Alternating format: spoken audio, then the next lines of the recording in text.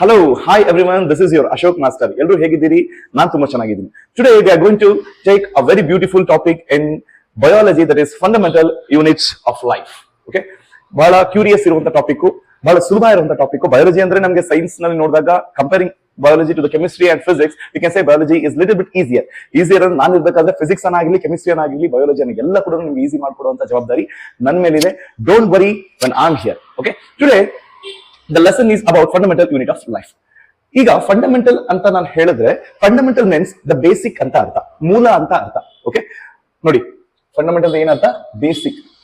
ಅಥವಾ ಅದನ್ನ ಕನ್ನಡದಲ್ಲಿ ನಾವು ಸಂಬೋಧನೆ ಮಾಡಬೇಕಾದ್ರೆ we can also call it as ಮೂಲ ಅಂತ ನಾವು ಹೇಳ್ಬೋದು, ಅಂದ್ರೆ ಸೋರ್ಸ್. ಲೈಫ್ ಯಾವ ರೀತಿ ಉಗಮ ಆಯ್ತು, ಲೈಫ್ ನ ಮೂಲ ಏನು? ಇವಾಗ ನಾನು ಒಂದು ಜೀವ, ನೀವು ಒಂದು ಜೀವ, ಒಂದು ಪಕ್ಷಿ ಆಗಿರ್ಬೋದು, ಒಂದು ಗಿಡ ಮರ ಆಗಿರ್ಬೋದು, ಒಂದು ಪ್ರಾಣಿ ಆಗಿರ್ಬೋದು, ಏನೇ ಆಗಿರ್ಬೋದು, ಅದರ ಮೂಲ ಏನು? ಅದರ ಮೂಲ ಏನು? Like, see, we believe and it is a fact that every living creature is being made up of a single cell.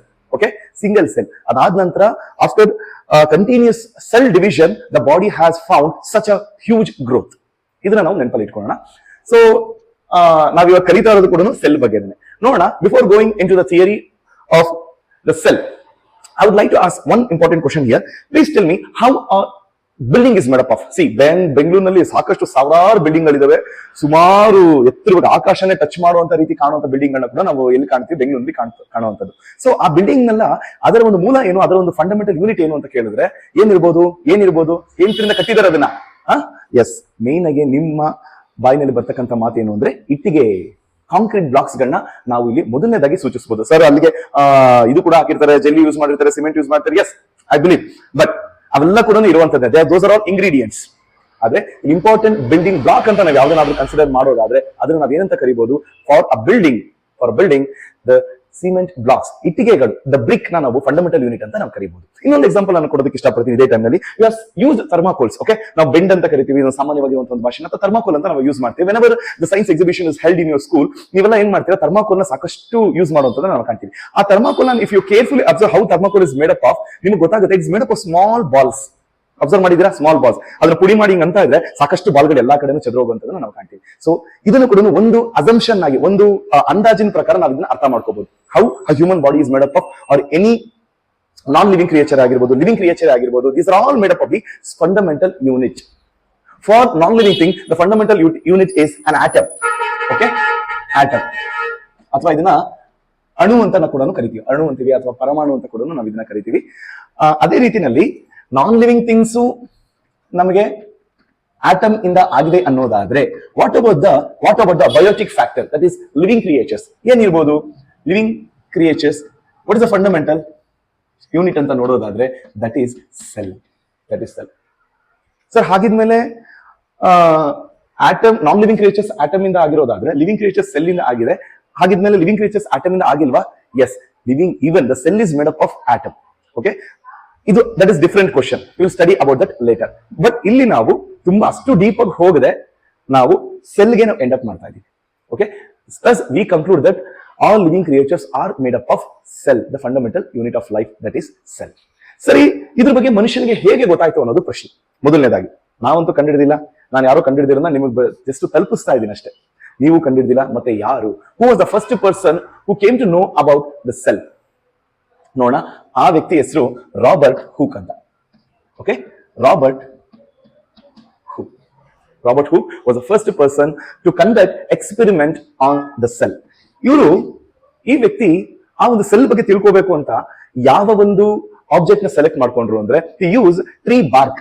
ಈ ಒಂದು ಜಾತಿಯ ಮರದ ತೊಗಟೆನ ಇವ್ರು ಏನ್ ಮಾಡ್ತಾರೆ, ಬಳಸ್ಕೊಂಡು ಅದನ್ನ ಎಕ್ಸ್ಪೆರಿಮೆಂಟ್ ಗೆ ಒಳಪಡಿಸಿ ಅದರ ಒಂದು ಫಂಡಮೆಂಟಲ್ ಯೂನಿಟ್ ಯಾವುದು ಅಂತ ಕಂಡುಹಿಡ್ಕೊಳಕ್ ಹೋದಾಗ ಅವರಿಗೆ ಸಾಕಷ್ಟು ವಿಸ್ಮಯಗಳು ಕಾಣ್ತಾ ಬರುತ್ತೆ. The one wonder is the cells look like ಈ ಜೇನುಗೂಡು, ಈ ಜೇನೆಲ್ಲ ಎದ್ದೋದ್ಮೇಲೆ ಯಾವ ರೀತಿ ಕಾಣುತ್ತಲ್ವಾ ಆ ರೀತಿ ಒಂದು ಸ್ಟ್ರಕ್ಚರ್ ಇವ್ರಿಗೆ ಕಾಣ್ತಾ ಬರುತ್ತೆ. ಓಕೆ, ಹನಿಕೂಮ್ ಗೊತ್ತಿರ್ಬೋದು ನಿಮ್ಗೆ, ಒಂಥರ ಪೆಂಟಗನ್, ಹೆಕ್ಸಗನ್ ಅಥವಾ ಪೆಂಟಗನ್ ನೇಚರ್ ನಲ್ಲಿ ಅದಿರುವಂತದನ್ನ ನಾವು ಕಾಣ್ತೀವಿ. ಇವರು ಅದನ್ನ ಏನ್ ಮಾಡ್ತಾರೆ ಅಂದ್ರೆ, he called such small room like structure, ಈ ಪೆಂಟಗನ್ ಅಥವಾ ಹೆಕ್ಸಗನ್ ಸ್ಟ್ರಕ್ಚರ್ ಅಂತ ನಾವೇನ್ ಕರಿತೀವಲ್ಲ, ಇದನ್ನ ಒಂದೊಂದು ಸ್ಟ್ರಕ್ಚರ್ ಕೂಡ ಈ named it as small rooms ಅಂತ ಕರೀತಾರೆ. ಕಾಲಕ್ರಮೇಣ ದಟ್ ಬಿಕಮ್ ಅ ಸೆಲ್ ಅಂತ ನಾವು ಕರಿತೀವಿ. ಬಟ್ ಇನ್ನೊಂದು ವಿಷಯ ಏನಪ್ಪಾ ಅಂದ್ರೆ the experiment which was conducted by Robert Hooke ಇದರಲ್ಲ, ಇವ್ರು ಎಕ್ಸ್ಪೆರಿಮೆಂಟ್ ಮಾಡಿದ್ದು ಡೆಡ್ ಸೆಲ್ ಗಳ ಮೇಲೆ. ಬಹುಶಃ perhaps he wouldn't know that he was conducting experiment on the dead cell. But ಯಾಕೆಂದ್ರೆ ಅದು ಜೀವ ಇಲ್ಲದೆ ಇರುವಂತ ಯಾವುದೋ ಒಂದು ಮರದ ತೊಗಟೆನ ತಗೊಂಡು ಇವರು ಎಕ್ಸ್ಪೆರಿಮೆಂಟ್ ಮಾಡಿರ್ತಾರೆ. There was no movement at all the cell, there was no any biological process which was happening inside the so-called cell which was firstly invented by Robert Hooke. So ಇವರಾಯ್ತು ತಮ್ಮ ಜೀವನದ ಸಾಕಷ್ಟು ವರ್ಷಗಳನ್ನ ಸೆಲ್ ಬಗ್ಗೆ study ಮಾಡೋದಕ್ಕೆ ಇವರು contribute ಮಾಡಿದ್ದಾರೆ. And there was another person, his name was, he was the first Robert Hooke first person. The second person ನಾನು ಇಲ್ಲಿ ಬರೀತೀನಿ ಅವರ ಹೆಸರನ್ನ, Leeuwenhoek. Okay, Leeuwenhoek. He was also inspired by this person. Robert Hooke ನ ಕೆಲಸಗಳಿಂದ ಆಕರ್ಷಿತಗೊಳಕಾಗಿ ಇವ್ರು ಏನ್ ಮಾಡ್ತಾರೆ, ಅದೇ ಒಂದು ಕೆಲಸನ ಇವರು ಕೂಡ ಕಂಟಿನ್ಯೂ ಮಾಡ್ತಾ ಹೋಗ್ತಾರೆ. ಬಟ್ ಈ conducted experiments in a very well defined way. ಅಂದ್ರೆ ಇವರು ಡೆಡ್ ಸೆಲ್ಸ್ ಮೇಲೆ ಎಕ್ಸ್ಪೆರಿಮೆಂಟ್ ಮಾಡೋದ ಹೊರತಾಗಿ ಇವರು ಲಿವಿಂಗ್ ಸೆಲ್ಸ್ ಗಳ ಮೇಲೆ ಇವರು ಎಕ್ಸ್ಪೆರಿಮೆಂಟ್ ನ ಮಾಡ್ತಾರೆ. For that he chosed a pond. Now we were discussing about cell theory. Okay, Robert Hooke ಬಂದಾಯ್ತು, ಅವ್ರ ಎಕ್ಸ್ಪೆರಿಮೆಂಟ್ಸ್ ಗಳನ್ನ ಮಾಡಾಯ್ತು. It was followed by Leeuwenhoek. The word of cell was improved.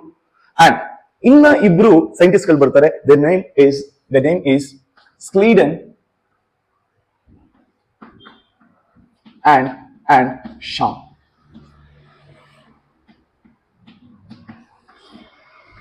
These two people conducted experiments and many other things in the world of cell. After 200 years, Robert and live-in hook conducted the experiment. ಇವರು ಕೂಡ ಇದೇ field ಅಲ್ಲಿ ಸಾಕಷ್ಟು contribution ಗಳನ್ನ ಕೊಟ್ಟಿರುವಂತದನ್ನ ನಾವು ಕಾಣ್ತೀವಿ. So ಇವ್ರು ಏನಪ್ಪಾ ಮಾಡ್ತಾರೆ, ಒಂದು ವರ್ಡ್ ಆಫ್ ಸೆಲ್ ಗೆ ಅಂದ್ರೆ they gave the cell theory. ಏನ್ ಹೇಳುತ್ತೆ ಸೆಲ್ ಥಿಯರಿ? ಸೆಲ್ ಥಿಯರಿನ ಇವರು ಪ್ರಪಂಚಕ್ಕೆ ಏನ್ ಮಾಡ್ತಾರೆ, ಪರಿಚಯವನ್ನ ಮಾಡ್ಕೊಡ್ತಾರೆ. What are those 3 cell theories ಅಂತ ನೋಡೋಣ. The first theory is they declare that all living creatures R made up of cell. ಏನಂತ ಹೇಳ್ತಾರೆ ಅವರು? All living creatures R made up of cell ಅಂತ ಹೇಳ್ತಾರೆ. ಮೇಡ್ ಅಪ್ ಆಫ್ ಸೆಲ್ಸ್ ಅಂತ ಹೇಳ್ತಾರೆ. ಅದರಲ್ಲೂ ಪರ್ಟಿಕ್ಯುಲರ್ ನಾವು ತಿಳ್ಕೊಳ್ಳೋದಾದ್ರೆ ದಿಸ್ ಪರ್ಸನ್ ಸ್ಲೀಡನ್ ಅಂತ ನಾವು ಹೇಳ್ತೀವಲ್ಲ, this person declared that all plants R made up of cells. Okay, ಇದಾದ ನಂತರ ಒಂದು ವರ್ಷದ ನಂತರ ಅಂದ್ರೆ ಸುಮಾರು 1837-38 ಅಲ್ಲಿ ಅನ್ಸುತ್ತೆ, ಇಬ್ರು ಕೂಡ ಒಂದೇ ಕಾಲಮಾನದವರು. ಇವರು all plants R made up of cells ಅಂತ ಡಿಕ್ಲೇರ್ ಮಾಡಿದ ನಂತರ 1 ಇಯರ್ ನಲ್ಲೇನೆ ಶಾನ್ ಕೂಡ ಅನಿಮಲ್ ಸೆಲ್ ಗಳ ಮೇಲೆ ಸಾಕಷ್ಟು ಎಕ್ಸ್ಪೆರಿಮೆಂಟ್ ನ ಮಾಡಿ even this person declare that all animals are made up of cells ಅಂತ ಡಿಕ್ಲೇರ್ ಮಾಡ್ತಾರೆ. ಸೊ